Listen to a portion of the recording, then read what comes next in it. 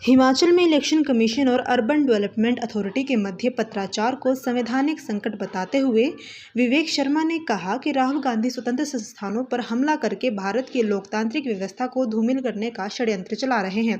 Election commission of India आज राहुल गांधी के निशाने पर है। बिहार में विदेशी नागरिकों को वोटर लिस्ट से बाहर करने पर वह चिंतित है। कांग्रेस नेताओं का कहना है कि नागरिकता की पूछताछ करना इलेक्शन कमीशन का नहीं अपितु गृह मंत्रालय का कार्य है।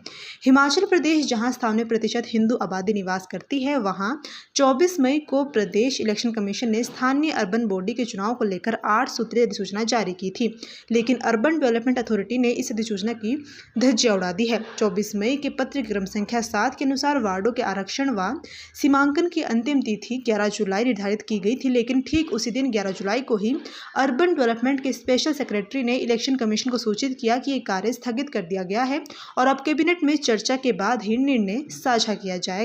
उसी दिन यानी 11 जुलाई को ही स्टेट इलेक्शन कमीशन ने सभी जिलाधीशों को पत्र लिखकर निर्देश दिए कि 15 जुलाई तक रोस्टर के अनुसार कार्य सुनिश्चित किया जाए। इसके लिए इलेक्शन रूल 2012 का हवाला दिया गया और बताया गया कि चुनाव प्रक्रिया के दौरान सभी जिलाधीश व कर्मचारी इलेक्शन डिपार्टमेंट के अधीन माने जाते हैं। विवेक शर्मा ने कहा कि संवैधानिक संस्थाओं पर प्रदेश सरकार हमला कर रही है। हिमाचल के 61 अर्बन लोकल बॉडीज, जिनमें 5 म्यूनिसिपल कॉरपोरेशन, 29 म्यूनिसिपल काउंसिल्स और 27 नगर पंचायतें सम्मिलित हैं, को संवैधानिक रूप से कमजोर करने का षड्यंत्र रचा जा रहा है। अब प्रश्न ये है कि संवैधानिक संकट का जिम्मेदार कौन है और ये कौन संवैधानिक प्रावधान के अंतर्गत लोकल बॉडी का रोस्टर कैबिनेट में डिस्कस हो रहा है, जबकि 1 जून 1993 को 74वें संविधान संशोधन द्वारा अनुच्छेद 243 क्यू से 243 जेड तक लोकल बॉडीज को एक स्वतंत्र संस्था माना गया है। यदि चुनाव आयोग स्वतंत्र और निष्पक्ष चुनाव कराने के लिए प्रतिबद्ध है तो प्रदेश सरकार का इस प्रकार हस्तक्षेप करना स्पष्ट करता है कि वह लोकतंत्र का गला घोट रही है। इस संवैधानिक संकट के पीछे मुख्य कारण सरकार की विफलताएं, सामने खड़ी हार और आंतरिक विरोध है। नमस्कार। राहुल गांधी जी स्वतंत्र संस्थानों पर हमला करके भारत की लोकतांत्रिक व्यवस्था को धूमिल करने का षड्यंत्र चला रहे हैं। Election commission of India Rahul Gandhi ji के निशाने पर है।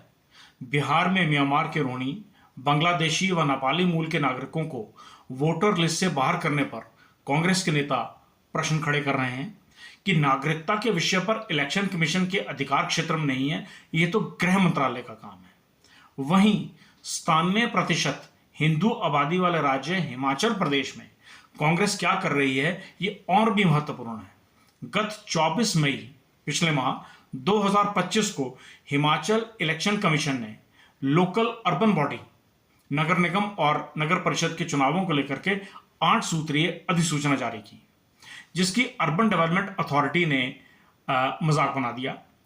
24 मई 2025 के पत्र की क्रम संख्या 7 के अनुसार जारी शेड्यूल में 11 जुलाई 2015 तक वार्डों के आरक्षण और सीमा निर्धारित करने का समय निर्धारित था, लेकिन 11 जुलाई 2025 को special secretary urban development Himachal Pradesh ने इलेक्शन कमीशन को जानकारी दी कि इसे अभी स्थगित कर दिया गया है। कैबिनेट में चर्चा के पश्चात जानकारी साझा की जाएगी। उसी दिन 11 जुलाई 2025 को ही स्टेट इलेक्शन कमीशन ने सभी जिलाधीशों को पत्र लिख के आदेश दिया कि 15 जुलाई तक रोस्टर के अनुसार कार्य करें के लिए आप प्रतिबद्ध हैं।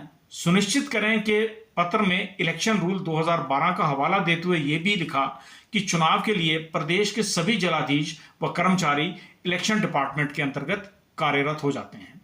महत्वपूर्ण है कि इलेक्शन कमीशन प्रदेश की लाचारी और प्रदेश सरकार की दादागिरी, कौन किस पर भारी। रोस्टर के अनुसार अंतिम तिथि 15 जुलाई को अर्बन डेवलपमेंट अथॉरिटी ने पत्र लिखकर इलेक्शन कमीशन को हिमाचल उच्च न्यायालय के रिजर्वेशन रोस्टर पर स्टे होने की जानकारी दी, जबकि स्टे तो 9 जुलाई 2025 को ही हो गया था।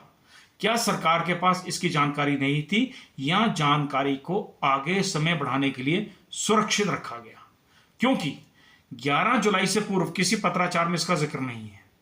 प्रदेश इलेक्शन कमीशन ने 17 जुलाई को प्रदेश के सभी जिलाधीशों को एक बार फिर स्टे विकेट होने की या समाप्त होने की जानकारी दी और रोस्टर को कंप्लीट करने की तिथि 22 जुलाई 2025 साय 5 बजे निर्धारित कर दी गई।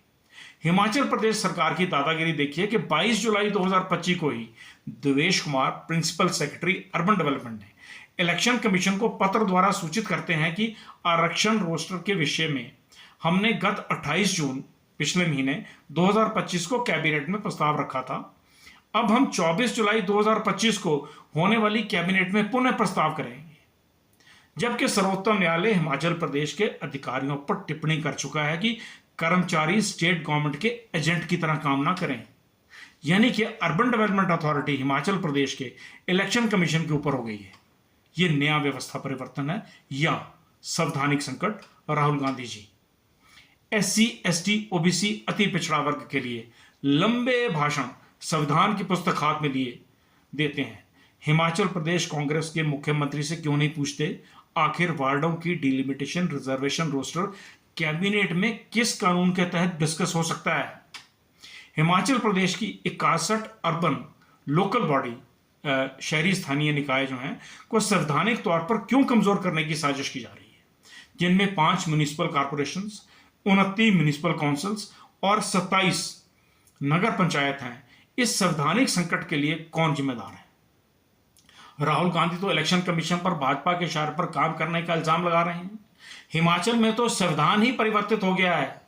किस प्रावधान के अंतर्गत लोकल बॉडी रोस्टर कैबिनेट में डिस्कस हो रहा है, जबकि 1 जून 1993 को VP नरसिम्हा राव जी की सरकार ने 74वें संविधान संशोधन में अनुच्छेद 243Q से 243ZG लोकल बॉडी को एक स्वतंत्र एजेंसी माना है और चुनाव आयोग स्वतंत्र चुनाव कराने के लिए प्रतिबद्ध है, और प्रदेश सरकार का हस्तक्षेप इस बात को प्रमाणित करता है कि प्रदेश सरकार चुनावों में हस्तक्षेप करके लोकतंत्र का गला घोट रही है। राहुल गांधी के हाथ में जो संविधान है उसी की हत्या कर रही है, जिसका मुख्य कारण है कि सरकार की विफलताएं और सामने खड़ी जब्त जमानतें और हार।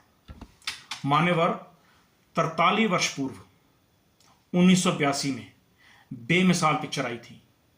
इसका एक गाना था, कितनी खूबसूरत ये तस्वीर है, आज के दिन हम यहाँ हैं, साथी ये हमारी तकदीर है, ये कश्मीर है।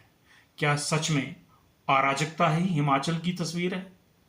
आज हम जहाँ हैं साथी यही हिमाचल की तकदीर है। नमस्कार।